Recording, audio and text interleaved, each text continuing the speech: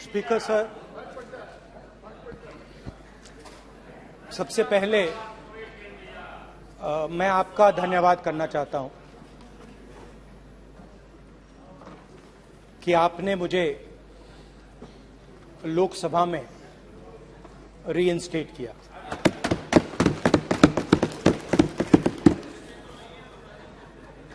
और पिछली बार जब मैं बोला तो शायद मैंने आपको थोड़ा कष्ट भी पहुंचाया, क्योंकि मैंने इतनी जोरों से अदानी जी पे फोकस किया कि जो आपके सीनियर नेता हैं शायद उनको थोड़ा कष्ट हुआ। तो वो जो उनको कष्ट हुआ, हमेशा अदानी पे अभी भी कष्ट हो रहा है।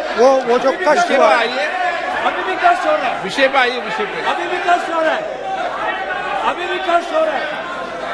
ये देखिए, ये सारे नहीं मगर सुनिए ये है। तो वो जो कष्ट हुआ 1 2 3 4 5 उसका असर शायद आप पे भी थोड़ा हुआ। तो इसके लिए मैं आपसे माफी मांगता हूं, मगर मैंने सिर्फ सच्चाई रखी थी। मगर आज जो मेरे बीजेपी के मित्र हैं, आज आपको डरने की जरूरत नहीं है, डरो मत। क्योंकि आज जो मेरा भाषण है, डरो मत और आप डरो मत।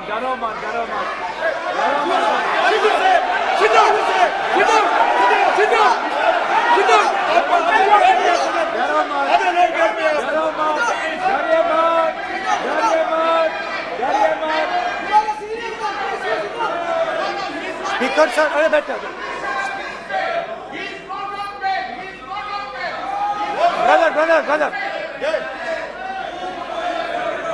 तो आज कोई घबराने की जरूरत नहीं है। आज मैं अपना भाषण, मेन जो भाषण है वो अदानी जी पे नहीं बोलने जा रहा हूं। आप छोड़िए, तो आप रिलैक्स कर सकते हैं, आप शांत रह सकते हैं, क्योंकि मेरा भाषण आज दूसरी डायरेक्शन में जा रहा है।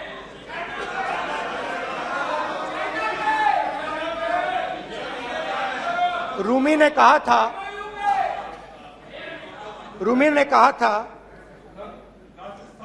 जो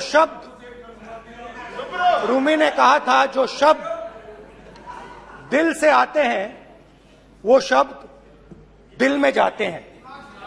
तो आज मैं दिमाग से नहीं बोलना चाह रहा हूं, मैं दिल से बोलना चाह रहा हूं।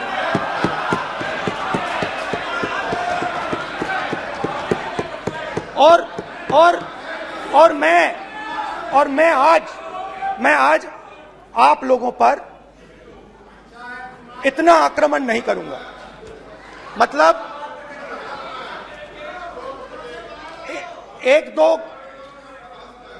एक दो गोले जरूर मारूंगा, मगर इतना नहीं मारूंगा। तो आप रिलैक्स कर सकते हैं। डरिए मत।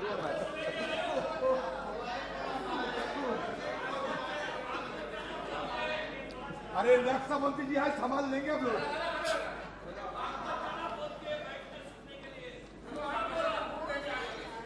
पिछले साल 130 दिन के लिए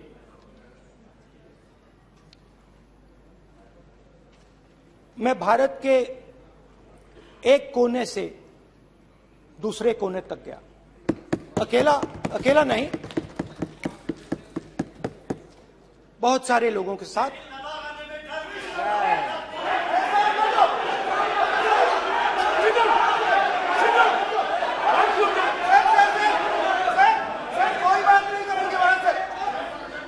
सर, ये हमारा टाइम खत्म करने का साजिश है।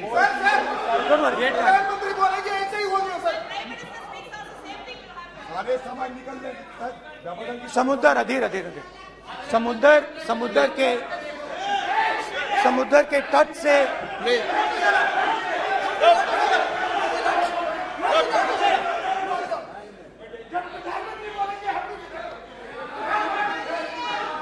माननीय सदस्य प्लीज प्लीज ऐसे धमकाने का बात की मत बोलो यहाँ पे।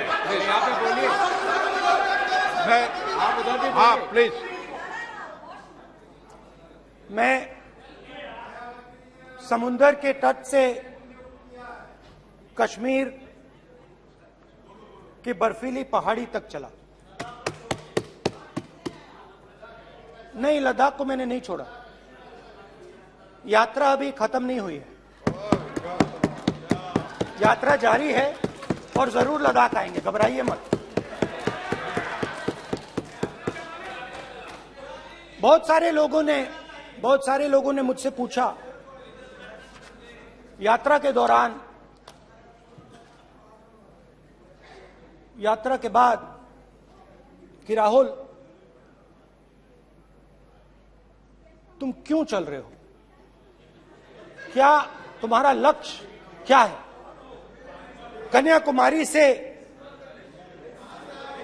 कन्याकुमारी से कश्मीर तक क्यों जा रहे हो। और जब वो मुझसे पूछते थे, शुरुआत में मेरे मुंह से जवाब नहीं निकलता।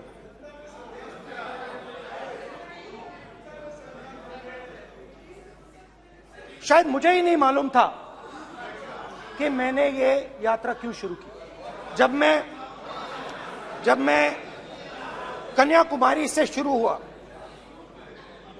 मैं सोच रहा था मैं हिंदुस्तान को देखना चाहता हूं, समझना चाहता हूं, लोगों के बीच में जाना चाहता हूं, मगर गहराई से मुझे मालूम नहीं था।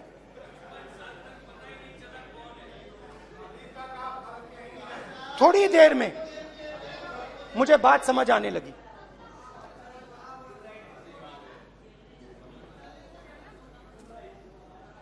जिस चीज से मुझे प्यार था, जिस चीज के लिए मैं मरने को तैयार हूं, जिस चीज के लिए मैं मोदी जी की जेलों में जाने को तैयार हूं, जिस चीज के लिए मैंने 10 साल हर रोज गाली खाई, उस चीज को मैं समझना चाहता था। ये है क्या जिसने मेरे दिल को इतनी। भाई आप रनिंग कमेंट्री बंद करो, नहीं तो हम भी चालू करेंगे। सुनने का आप धैर्य रखो। जिस चीज ने मेरे दिल को इतनी मजबूती से पकड़ रखा था, उसको मैं समझना चाहता। शुरुआत में जैसे मैंने शुरू किया, सालों से मैं हर रोज 8-10 किलोमीटर दौड़ता हूं, तो मेरे दिमाग में था कि अगर मैं 10 किलोमीटर दौड़ सकता हूं तो 25 किलोमीटर चलने का क्या मतलब, कोई बड़ी बात नहीं। ये मैंने सोचा था। आज मैं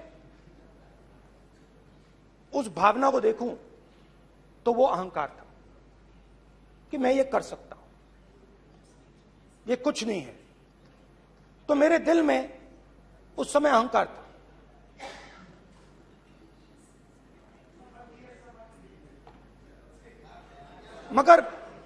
मगर भारत अहंकार को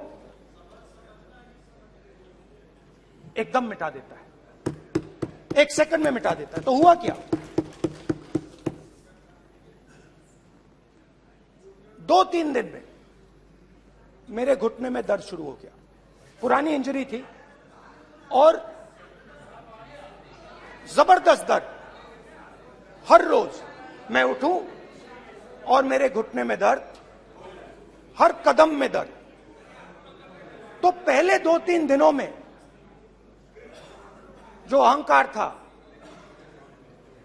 जो मतलब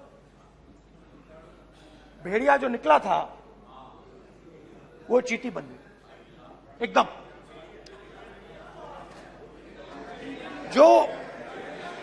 जो हिंदुस्तान को अहंकार से देखने निकला था, वो पूरा का पूरा अहंकार गायब हो गया। और रोज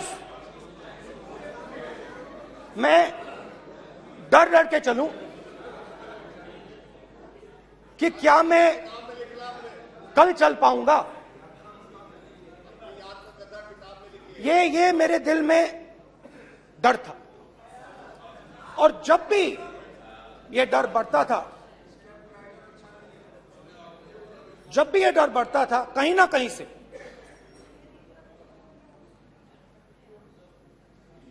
कोई ना कोई शक्ति मेरी मदद कर देती। एक दिन मैं सह नहीं पा रहा था, एक छोटी सी लड़की आती है, मुझे चिट्ठी दे देती। मैंने चिट्ठी खोली, 8 साल की थी, उसमें लिखा था, Rahul, I am walking with you, don't worry.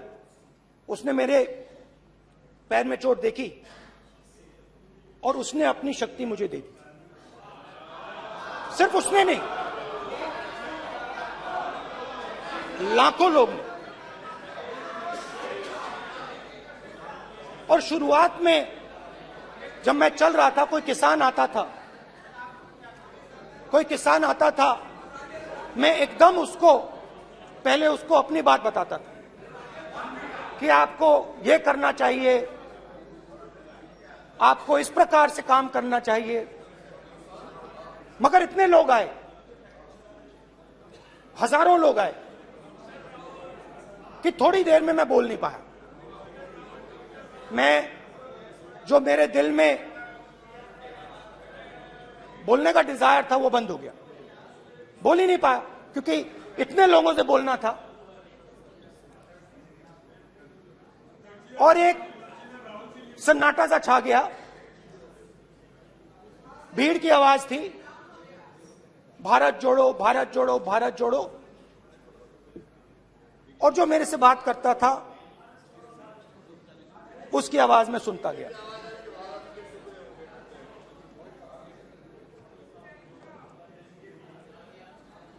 हर रोज सुबह 6 बजे से रात 7-8 बजे तक आम आदमी, गरीब, अमीर, बिजनेसमैन, किसान, मजदूर, सबकी आवाज।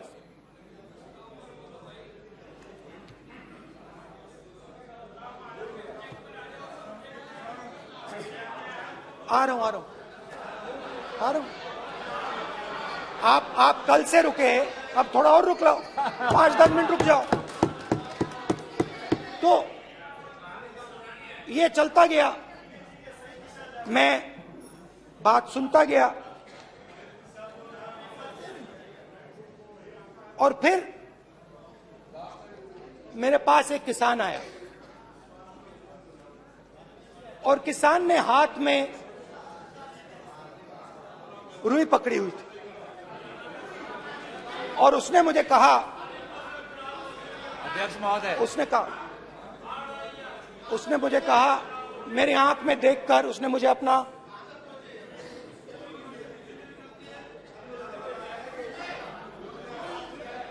वो रुई का बंडल दिया, और उसने कहा, राहुल जी,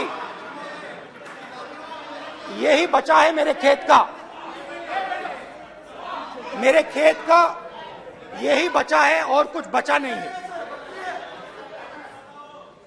मैंने उससे, जो मैं नॉर्मली सवाल पूछता था, भैया आपको बीमा का पैसा मिला, वो पूछा। बीमा का पैसा मिला, वो पूछा। और किसान ने मेरा हाथ पकड़ा। किसान मुझे कहता है कि नहीं राहुल जी, मुझे बीमा का पैसा नहीं मिला, हिंदुस्तान के बड़े उद्योगपतियों ने वो मुझसे छीन लिया। मगर इस बार बड़ी अजीब सी चीज हुई। जब मैंने किसान को देखा और वो मुझसे बोल रहा था, तो जो उसके दिल में दर्द था वो मेरे दिल में आया। जो उसके आंखों में शर्म थी जब वो अपनी बीवी से बात करता था, वो शर्म मेरी आंखों में आई। जब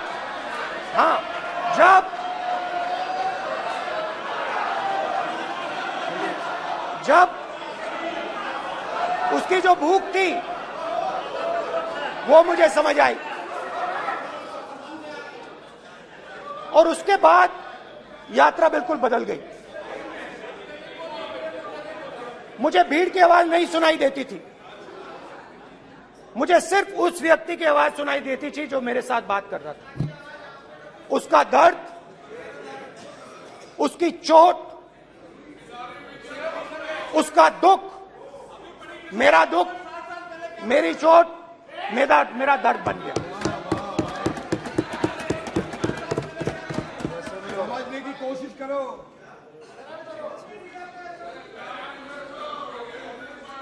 भाइयों और बहनों, लोग कहते हैं कि ये देश है, कोई कहता है ये अलग अलग भाषाएं हैं, कोई कहता है ये जमीन है, मिट्टी है, कोई कहता है ये धर्म है, ये सोना है, ये चांदी है। मगर भाइयों और बहनों, सच्चाई है कि ये देश एक आवाज है। ये देश सिर्फ एक आवाज है। ये देश, इस देश की लोगों की आवाज है। इस देश के लोगों का दर्द है, दुख है, कठिनाइयां हैं। और अगर हमें इस आवाज को सुनना है तो हमारे दिल में जो अहंकार है, हमारे जो डिजायर्स हैं, हमारे जो सपने हैं, उनको हमें परे करना पड़ेगा। जब हम अपने सपनों को परे करते हैं तब हमें हिंदुस्तान की आवाज सुनाई देती है, तब तक हिंदुस्तान की आवाज हमें नहीं सुनाई देती। अब आप कहोगे ये बात मैंने नॉन कॉन्फिडेंस मोशन में क्यों रखी? इसका क्या मतलब है कि भारत एक आवाज है, भारत लोगों का दुख है, भारत लोगों का कष्ट है, मुश्किलें हैं। क्योंकि भाइयों और बहनों,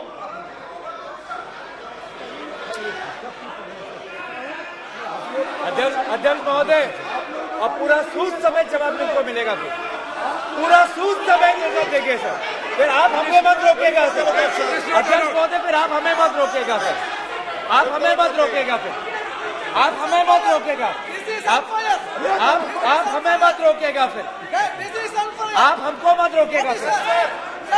हम सब देख रहे हैं, सब सुन रहे हैं, आप हमको फिर मत रोकेगा सर। तो स्पीकर सर, भारत एक आवाज है। भारत इस देश के सब लोगों की आवाज है। और अगर हम उस आवाज को सुनना चाहते हैं, हमें अहंकार को, नफरत को मिटाना पड़ेगा। स्पीकर सर, कुछ ही दिन पहले मैं मणिपुर गया। हमारे प्रधानमंत्री नहीं गए, आज तक नहीं गए, क्योंकि उनके लिए मणिपुर हिंदुस्तान नहीं है।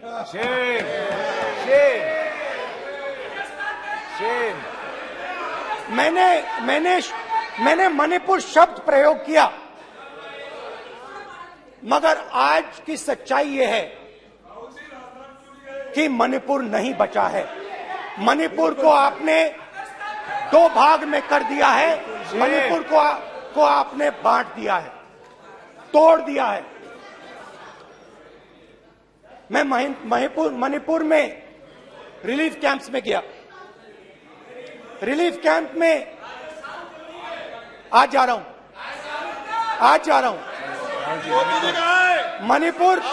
मणिपुर में रिलीफ कैंप में मैंने महिलाओं से बात की। ठीक है सर, अब आप मत रोकेगा। It's not fair. आप हमको मत रोकेगा। You tolerate this all this. Sir, Don't allow this. पूरा टाइम No, देंगे। sit down. पूरा टाइम देंगे। Yeah. Why you all this hooligan?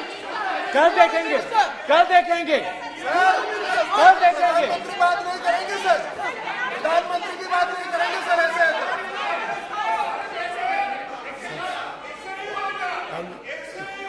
सूद समय मैं जवाब मणिपुर मिलेगा। गया और मणिपुर के कैंप्स में मैंने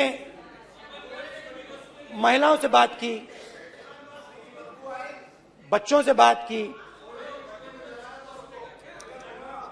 जो हमारे प्रधानमंत्री जी ने आज तक नहीं किया। एक महिला मुझे कहती है, मैंने उनसे पूछा, बहन क्या हुआ आपके साथ? What's this? ऐसा होगा सर, एक एक मंत्री बोल रहे हैं, कल आप बोले एक एक मंत्री खड़े होके बोल रहे हैं, एक एक मंत्री खड़े होके ऐसे कर रहे हैं। एक एक मंत्री खड़े होंगे तो पूरे सांसद खड़े होंगे यहाँ पे, पूरे सांसद खड़े होंगे यहाँ पे। बैठे नहीं है, चुपचाप करिए। कल पूरे सब खड़े होंगे, पूरे सब खड़े होंगे। कल कांग्रेस पार्टी ने पूरा देश खड़ा होगा आपके खिलाफ, तो पूरा देश कल आपके खिलाफ खड़ा होगा।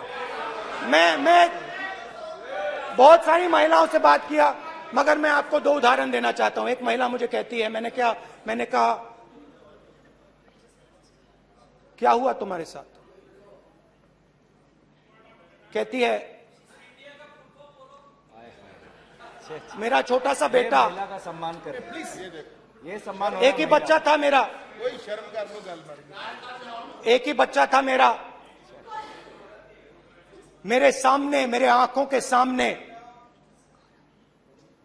उसको गोली मारी है।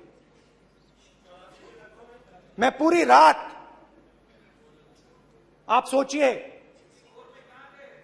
आप अपने बेटे के बारे में, बेटों के बारे में सोचिए, मैं पूरी रात उसकी लाश के साथ लेटी रही। झूठ नहीं, झूठ आप बोलते हो, झूठ मैं नहीं बोलता हूं। मैं पूरी रात उसकी लाश के साथ लेटी रही और फिर मुझे डर लगा, मैंने अपना घर छोड़ दिया, जो भी मेरे पास था वो मैंने छोड़ दिया। मैंने उनसे पूछा, कुछ तो लाई होगी? कहती है, नहीं, सिर्फ मेरे जो कपड़े हैं ये मेरे पास हैं। और फिर इधर उधर ढूंढती है और एक फोटो निकालती है और मुझे कहती है, यही मेरे पास अब बची है।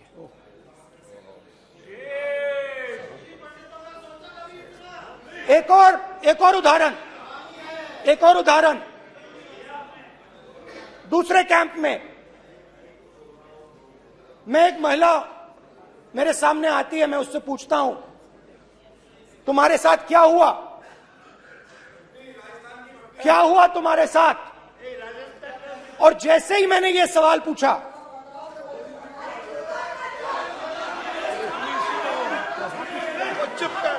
जैसे ही मैंने ये सवाल पूछा, आप महिला का दर्द नहीं सुन सकते, महिला का दर्द नहीं सुन सकते, महिला का दर्द सुनने का आपका धैर्य नहीं है, महिला का दर्द नहीं सुन सकते, महिला का दर्द नहीं सुन सकते। जैसे ही मैंने उससे ये सवाल पूछा, बैठो, जैसे सर, प्लीज सर,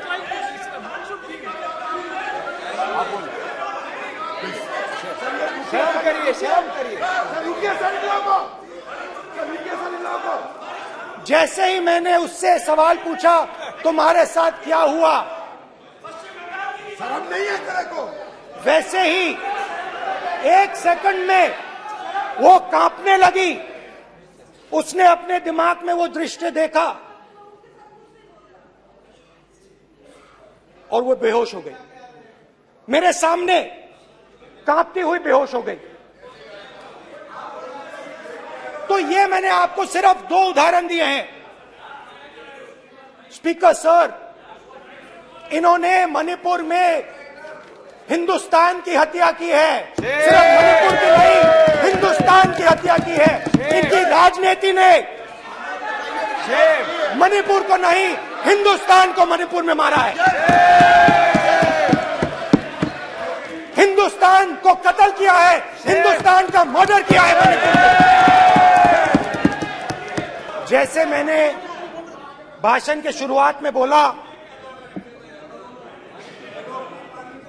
भारत एक आवाज है, भारत हमारी जनता की आवाज है, दिल की आवाज है। उस आवाज की हत्या आपने मणिपुर में की। इसका मतलब भारत माता की हत्या आपने मणिपुर में की।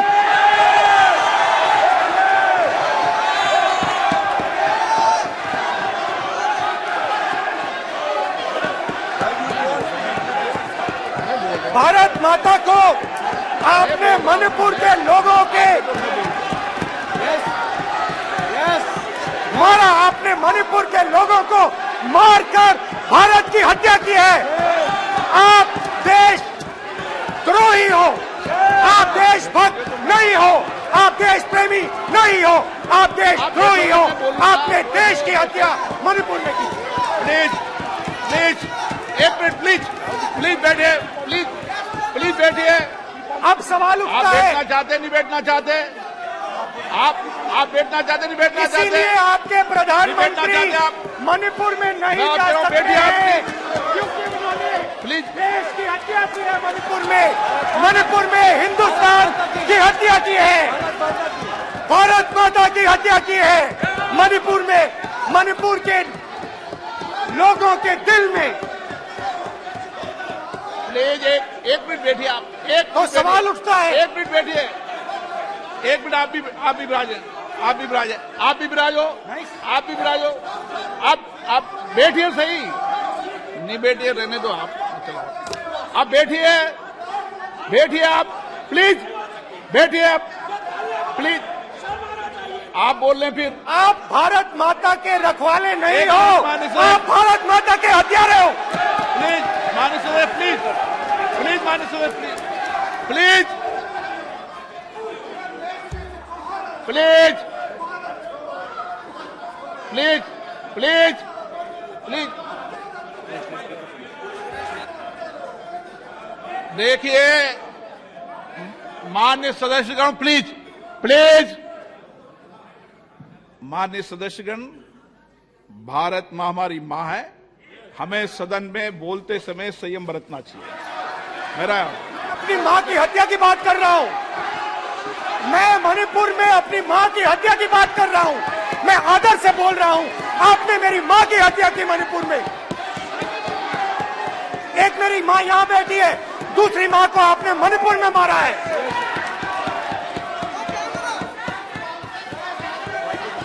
और हर रोज जब तक आप हिंसा को बंद नहीं करोगे, तब तक आप मेरी मां की हत्या कर रहे हो।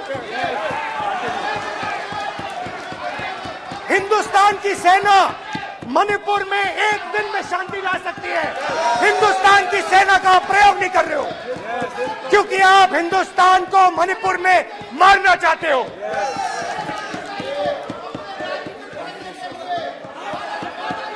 तो अगर नरेंद्र मोदी जी हिंदुस्तान की आवाज नहीं सुनते हैं, अगर हिंदुस्तान के दिल की आवाज नहीं सुनते हैं, तो किसकी आवाज सुनते हैं? दो लोगों की आवाज सुनते हैं। इसकी आवाज सुनते हैं, इसकी आवाज सुनते हैं, माननीय सदस्य, और इसलिए सुनते हैं। नो ये गलत तरीका माननीय सदस्य, देख लीजिए गलत तरीका है। अडानी जी के लिए मोदी जी ने क्या काम किया है, देख माननीय लीजिए। सदस्य, आप ये पहले आपको और उसको ये लेकर बाद नहीं आए, में। गलत तरीका आपका। माननीय सदस्य, आपका गलत तरीका है, आप सीनियर सदस्य हैं, आप इस तरीके का व्यवहार सदन में मत करिए। आप बात करिए, लेकिन इस तरीके से पोस्टर लाना ये उचित नहीं है किसी तरीके से। रावण दो लोगों की सुनता था। रावण दो लोगों की सुनता था, मेघनाथ और कुंभकर्ण। वैसे ही नरेंद्र मोदी दो लोगों की सुनते हैं, अमित शाह और अडानी। भाई और बहनों, लंका को हनुमान ने नहीं जलाया था, लंका को रावण के अहंकार ने जलाया था। प्लीज माननीय सदस्य, आप संयमित बोले। आप ये सदन है, आप तरीके से बोलिए माननीय राम सदस्य। ने रावण को नहीं मारा था, रावण के अहंकार ने रावण को मारा था। आप पूरे देश में केरोसिन फेंक रहे हो, पूरे देश में आप केरोसिन फेंक रहे हो। आपने मणिपुर में केरोसिन फेंकी और फिर चिंगारी लगा दी। अब आप हरियाणा में कर रहे हो, पूरे देश को आप जलाने में लगे हो। आप पूरे देश में भारत माता की हत्या कर रहे हो। धन्यवाद स्पीकर।